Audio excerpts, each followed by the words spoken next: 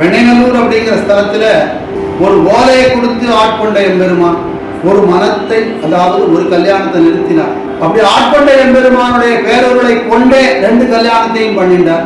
தன்னோட கைலாயத்திலிருந்து வந்த கமலினி அணிந்திதை அப்படிங்கிற 2 பேரும் இந்த கமலினி திருவாரூர் அப்படிங்கிற க்ஷேத்திரத்தில் பறவை நாச்சியாராகவும், அணிந்திதை அப்படிங்கிறவ திருவொற்றியூர் அப்படிங்கிற க்ஷேத்திரத்தில், அதை ஒட்டின ஞாயிறுங்கிற க்ஷேத்திரத்தில் சங்கிலி நாச்சியாராகவும் அவதாரம் பண்ணி ஒருவரை திருவாரூருங்கிற க்ஷேத்திரத்தில் திருமணம் பண்ணிட்டார். இன்னொருவரை திருவொற்றியூருங்கிற க்ஷேத்திரத்தில், அதாவது கமலினி என்றவர் அவதாரம் பண்ணது பறவை நாச்சியாராக இங்க திருவாரூர்ல அவளை திருவாரூர்ல திருமணம் பண்ணிட்டார்.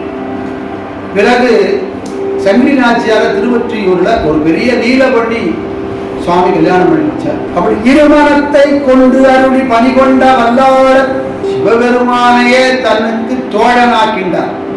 இப்போ இங்கே என்ன உறவு அப்படின்னா, சுந்தரமூர்த்தி சுவாமிகளுக்கும் சிவபெருமானுக்கும் முன்னாடி அம்மையே அப்பான்னா சுவாமி தகப்பனாரா தந்தையாக கொண்ட உறவு. இங்கே என்ன உறவு அப்படின்னு, சுந்தரமூர்த்தி சுவாமிகளும் பரமேஸ்வரனும் தோழர்கள்லாம் அப்படின்னா எப்படின்னு, இணை பிரியாத தோழர். எப்ப கூப்பிட்டாலும் வருவார், என்ன கேட்டாலும் கொடுப்பார், சகமார்க்கம் அப்படின்னு சொல்லப்படும். தோழனாக இருந்து சுவாமியுடைய அனுக்கிரகத்தை முழுதாக பெற்றவர். இருமனத்தை கொண்டருளி பணி கொண்ட வல்லாளன். வல்லாளன் அப்படின்னா பெரிய வன்மை உடையவர். எல்லாம் உய்ய பெருமணஞ்சீர் திருத்தொண்டை தொகை விரித்த அவர் வாக்கால திருத்தொண்ட தொகை அப்படிங்கிற நாயன்மாருடைய சரித்திரமானது பாடலாக வெளிப்பட்டது. நாயன்மாருடைய பெருமை இல்லை.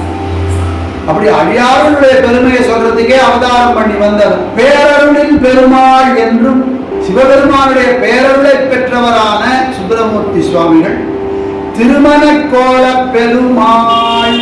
என்னைக்கும் மனக்கோலத்திலே இருக்கார், மாப்பிள்ளை போலவே இருக்கார். மறை பெருமாள், வேதத்துல இருக்கிற என்ன சாரமோ அதையே பாடல்களாக திருப்பாடல்களாக பாடினவர். எமது குலதெய்வம் ஆமால், எங்களுடைய குலதெய்வம் அவர் அப்படின்னு மாதவ சிவஞான சுவாமிகள் அப்படிங்கிற ஒரு பெரிய மகான் இவருடைய பெருமையெல்லாம் எடுத்து சொல்றார்.